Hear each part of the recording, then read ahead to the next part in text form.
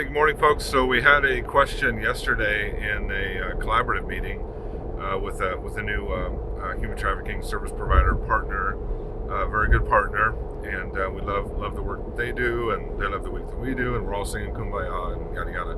But we talked about a bunch of different things. One of them was overcoming the challenges of having a survivor-led program, and so.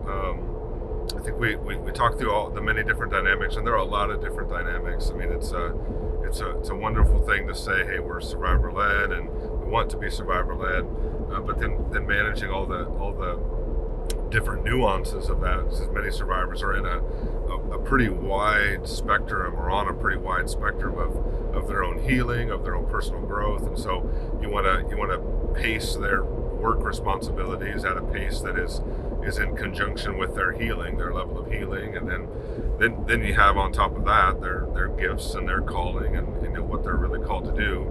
And so it's not as easy as just appointing and sanctioning and saying, here you go, this is yours, run with it, right? Like that's it's just not that easy. And I think in Phoenix here, as service providers, we have we've kind of got on this pendulum of back and forth, if you will, of philosophy towards survivors in leadership, and survivors having different opportunities or being given opportunities. And so 12, 15 years ago, the consensus among the community who served trafficking survivors was really all about right to self-determination. And so the way the thinking went was, and again, this is 12, 15 years ago, the thinking was, okay, survivors are in this situation where they have no real say over what they're doing. They have no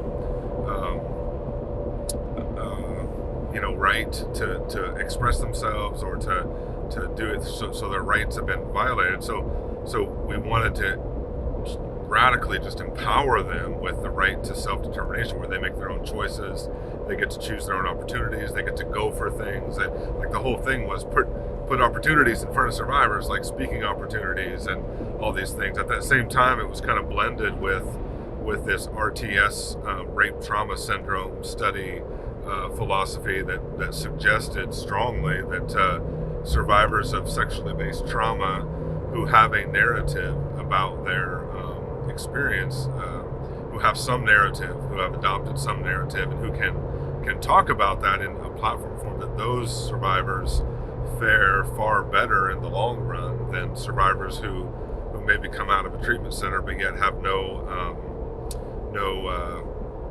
real way to talk about what happened, to talk about it. They may have healing internally, but they're in a world that's going to ask about that gap on their resume, or is going to ask about what they did in high school, or like that's the real world. So having some narrative when that comes up. And so many years ago it was we want to empower survivors to have that. Well, then give about a chunk of several years time in there, and I think what many service providers saw, including councils, government councils and things, what many of us saw was not the failure of that, but my perspective is what we saw was really the midstream workings of a survivor in healing. And so sometimes those midstream workings involve relapse. Relapse can be a part of recovery, and it can be relapse in a number of different things. It can be decompensating in a meeting. It can be failing to show up at a meeting, calling off sick a lot, not being dependable. It can also be full relapse back into the life, relapse back into drugs, back into different things. So we began to see through this empowerment, and I think the problem was not in, my take is, the problem was not in giving the survivors the opportunities. The problem is in our overlay of expectations that did not encompass, again, that modality of healing still happening, still going on. And so in some circles, specifically here locally in Arizona, we sort of swung the pendulum all the way the other way under the banner of trauma-informed, and we said, we're not going to do it. We're not going to ask survivors to do anything We're not going to ask them to speak. We're not going to give them opportunities to like lead things and be in charge of things. And so we kind of swung the pendulum all the way. And I don't think that's bad. I think for some agencies, it really does work well to not have survivors in that in that leadership capacity within the organization at some point, specifically agencies who focus more on the clinical side, more on the therapeutic side, the behavioral health side, who need that more disciplined professional approach in the work that they do, which is much more nuanced. So I don't fault us for swinging the pendulum. I hope that the pendulum begins to at some point swing back, though, because I know that in the midst of that, the cost of that is here's the thing: survivors are still going through that healing, and so they're just not experiencing that healing modality in your opportunity, in the survivor arena opportunity, the trafficking opportunity. They're having that modality in a different field of work, in their career work, in school, and so it's happening regardless. So the problem wasn't giving survivors the opportunity. The problem was our own perceptions of what the expectation should be.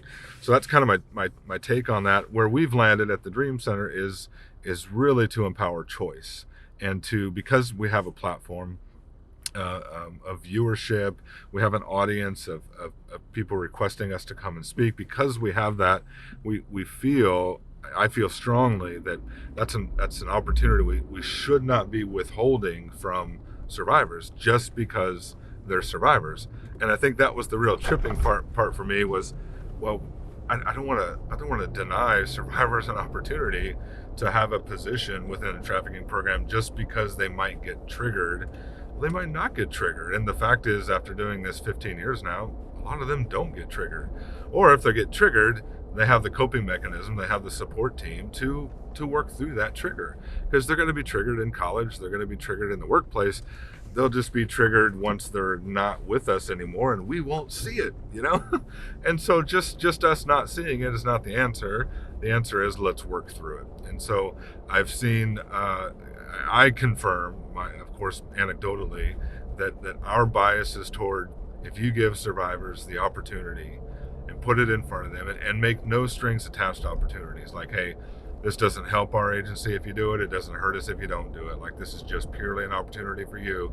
If you put those opportunities in front of the ones who want to be advocates, the ones who want to have a voice, the ones I've seen the net balance of all of that, of all the years, be very positive for both the agency and especially the survivor. So hope that's helpful on that tone. Good stuff. Bye-bye.